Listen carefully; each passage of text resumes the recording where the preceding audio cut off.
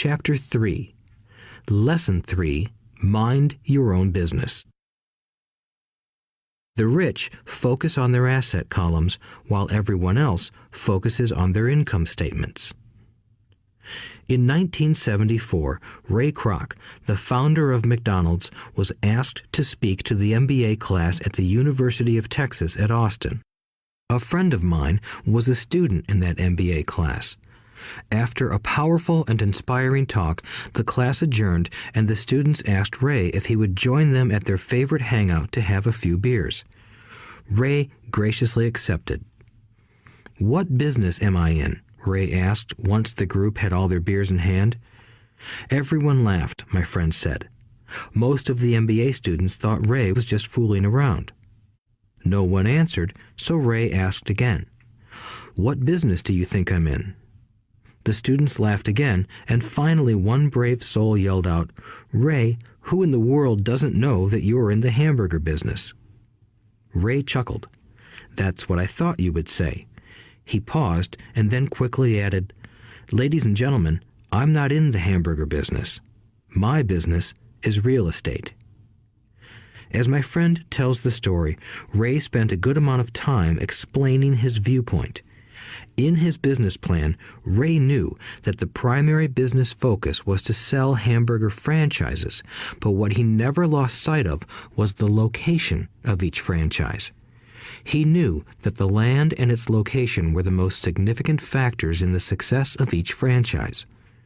Basically, the person who bought the franchise was also buying the real estate under the franchise for Ray Kroc's organization. Today, McDonald's is the largest single owner of real estate in the world, owning even more than the Catholic Church. McDonald's owns some of the most valuable intersections and street corners in America and around the globe. My friend considers this as one of the most important lessons in his life. Today, he owns car washes, but his business is the real estate under those car washes. The previous chapter presented that most people work for everyone but themselves. They work first for the owners of the company, then for the government through taxes, and finally for the bank that owns their mortgage. When I was a young boy, we did not have a McDonald's nearby. Yet my rich dad was responsible for teaching Mike and me the same lesson that Ray Kroc talked about at the University of Texas. It is secret number 3 of the rich. The secret is mind your own business. Financial struggle is often directly the result of people working all their lives for someone else.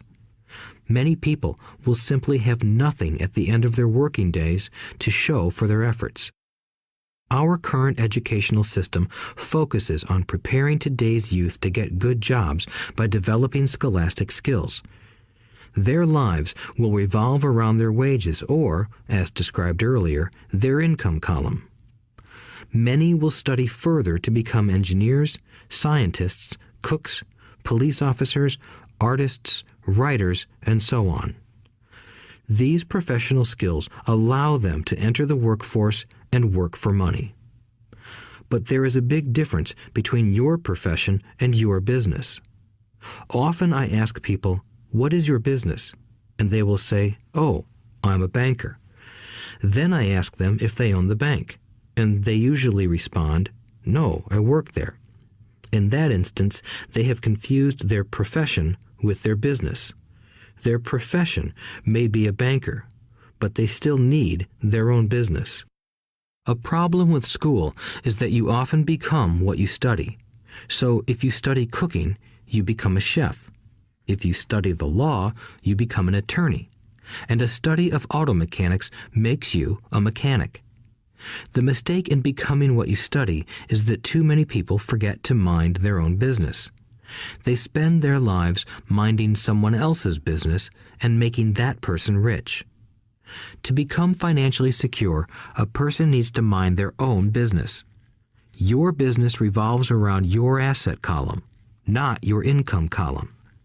As stated earlier, the number one rule is to know the difference between an asset and a liability and to buy assets. The rich focus on their asset columns, while everyone else focuses on their income statements. That is why we hear so often, "I need a raise. If only I had a promotion. I am going back to school to get more training so I can get a better job. I am going to work overtime. Maybe I can get a second job." In some circles, these are sensible ideas, but you are still not minding your own business.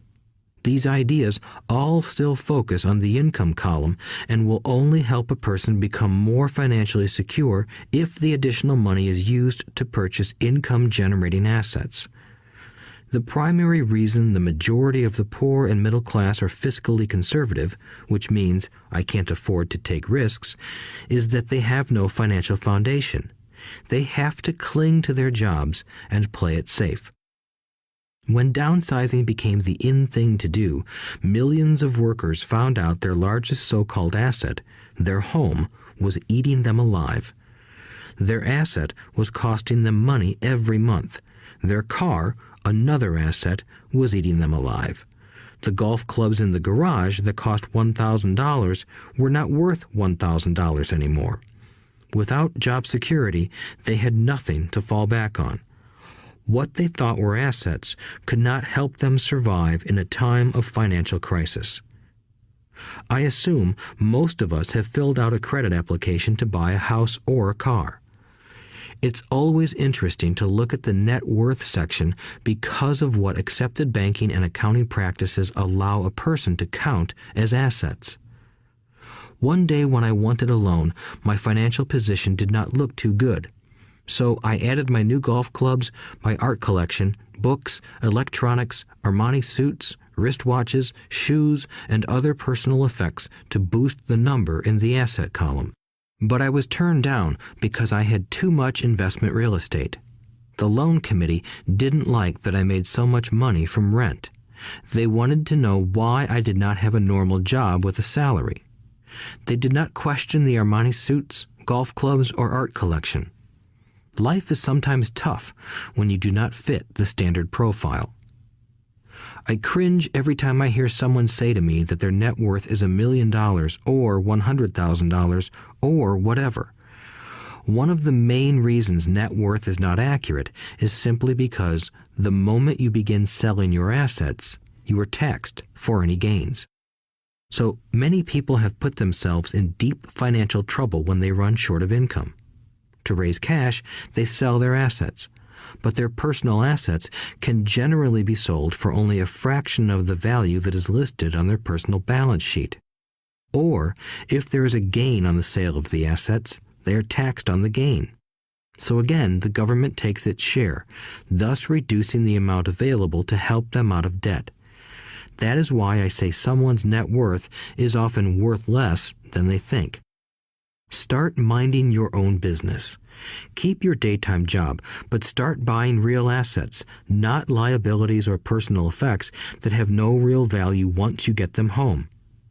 A new car loses nearly 25% of the price you pay for it the moment you drive it off the lot. It is not a true asset even if your banker lets you list it as one. My $400 new titanium driver was worth $150 the moment I teed off. Keep expenses low, reduce liabilities, and diligently build a base of solid assets. For young people who have not yet left home, it is important for parents to teach them the difference between an asset and a liability. Get them to start building a solid asset column before they leave home, get married, buy a house, have kids, and get stuck in a risky financial position, clinging to a job and buying everything on credit. I see so many young couples who get married and trap themselves into a lifestyle that will not let them get out of debt for most of their working years. For many people, just as the last child leaves home, the parents realize they have not adequately prepared for retirement and they begin to scramble to put some money away. Then their own parents become ill and they find themselves with new responsibilities. So what kind of assets am I suggesting that you or your children acquire? In my world, real assets fall into the following categories. businesses that do not require my presence. I own them, but they are managed or run by other people. If I have to work there, it's not a business. It becomes my job. Stocks, bonds, income-generating real estate, notes, IOUs, royalties from intellectual property such as music, scripts, and patents. Anything else that has value, produces income, or appreciates, and has a ready market. As a young boy, my educated dad encouraged me to find a safe job, but my rich dad encouraged me to begin acquiring assets that I loved. If you don't love it, you won't take care of it. I collect real estate simply because I love buildings and land. I love shopping for them, and I could look at them all day long. When problems arise, the problems aren't so bad that it changes my love for real estate. For people who hate real estate, they shouldn't buy it. I also love stocks of small companies, especially startups, because I am an entrepreneur, not a corporate person. In my early years, I worked in large organizations such as Standard Oil of California, the U.S. Marine Corps, and Xerox Corporation. I enjoyed my time with those organizations and have fond memories, but I know deep down I am not a company man. I like starting companies, not running them. So my stock buys are usually of small companies. Sometimes I even start the company and take it public. Fortunes are made in new stock issues, and I love the game. Many people are afraid of small cap companies and call them risky, and they are. But that risk is diminished if you love what the investment is, understand it, and know the game. With small companies, my investment strategy is to be out of the stock in a year. On the other hand, my real estate strategy is to start small and keep trading up for bigger properties, and, therefore, delay paying taxes on the gain. This allows the value to increase dramatically. I generally hold real estate less than 7 years. For years, even while I was with the Marine Corps and Xerox, I did what my rich dad recommended. I kept my day job, but I still minded my own business. I was active in my asset column trading real estate and small stocks. Rich Dad always stressed the importance of financial literacy. The better I was at understanding the accounting and cash management, the better I would be at analyzing investments and eventually starting and building my own company. I don't encourage anyone to start a company unless they really want to. Knowing what I know about running a company, I wouldn't wish that task on anyone. There are times when people can't find employment and starting a company seems like the best solution. But the odds are against success. 9 out of 10 companies fail in 5 years. Of those that survive the first 5 years, 9 out of every 10 of those eventually fail as well. So only if you really have the desire to own your own company do I recommend it. Otherwise, keep your day job and mind your own business. When I say mind your own business, I mean to build and keep your asset column strong. Once a dollar goes into it, never let it come out. Think of it this way. Once a dollar goes into your asset column, it becomes your employee. The best thing about money is that it works 24 hours a day and can work for generations. Keep your day job, be a great hard-working employee, but keep building that asset column. As your cash flow grows, you can indulge in some luxuries. An important distinction is that rich people buy luxuries last, while the poor and middle class tend to buy luxuries first. The poor and the middle class often buy luxury items like big houses, diamonds, furs, jewelry, or boats because they want to look rich. They look rich, but in reality they just get deeper in debt on credit. The old money people, the long-term rich, build their asset column first.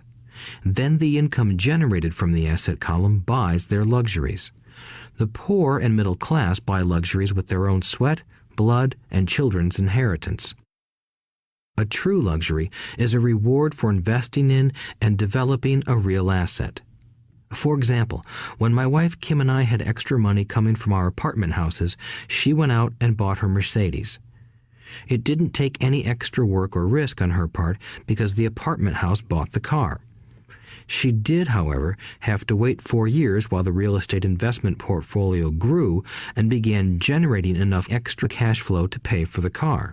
But the luxury, the Mercedes, was a true reward because she proved she knew how to grow her asset column. That car now means a lot more to her than simply another pretty car. It means she used her financial intelligence to afford it. Instead, most people impulsively go out and buy a new car or some other luxury on credit. They may feel bored and just want a new toy. Buying a luxury on credit often causes a person to eventually resent that luxury because the debt becomes a financial burden. After you've taken the time and invested in and built your own business, you are now ready to learn the biggest secret of the rich, the secret that puts the rich way ahead of the pack.